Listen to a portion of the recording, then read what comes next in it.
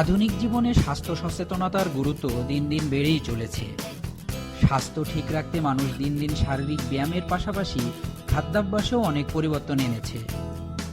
মানুষের পুষ্টি উপাদানের চাহিদা মেটাতে শাকসবজির গুরুত্ব অপরিসীম, আর বিভিন্ন সবজির ভিতরে করলা একটি অন্যতম সবজি। করলা vitamin B1, B2, B3, vitamin C, magnesium, folate, zinc, iron, phosphorus, manganese এবং উচ্চ ডায়েটারি ফাইবারের চমৎকার উপাদান হিসাবে কাজ করে। করলাতে ব্রোকলি, পুঁইশাক ও কলার চেয়ে প্রায় দ্বিগুণ বিটা ক্যারোটিন, ক্যালসিয়াম এবং পটাশিয়াম বিদ্যমান। করলার জুস অত্যাবশ্যকীয় ভিটামিন ও অ্যান্টিঅক্সিডেন্ট হিসাবে কাজ করে। এ পর্যায়ে আমরা জানব করলার কয়েকটি স্বাস্থ্য উপকারিতা।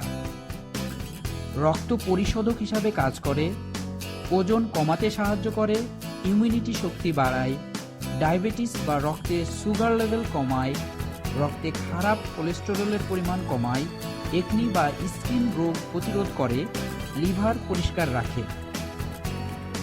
এত উপকারী করলার কম খরচে বেশি উৎপাদনের কথা চিন্তা করে এসিআই সিড একটি উন্নত মানের হাইব্রিড করলার প্রজাতি নিয়ে এসেছে, যার নাম হাইব্রিড করলা পাপিয়া সুপার। হাইব্রিড করলা পাপিয়া সুপার জাত আমরা এই জন্য ব্যবহার করব যে এটি বপনের ৪৫ থেকে ৫০ দিনের মধ্যে ফসল সংগ্রহ করা যায়। ফলে আপনি অন্য যে কোনো দেশি জাতের করলা থেকে ১৫ থেকে ২০ দিন আগে ফসল সংগ্রহ করতে পারবেন। প্রতিটি ফলের গড় ওজন ৩০০ থেকে ৫০০ গ্রাম পর্যন্ত হয়ে থাকে।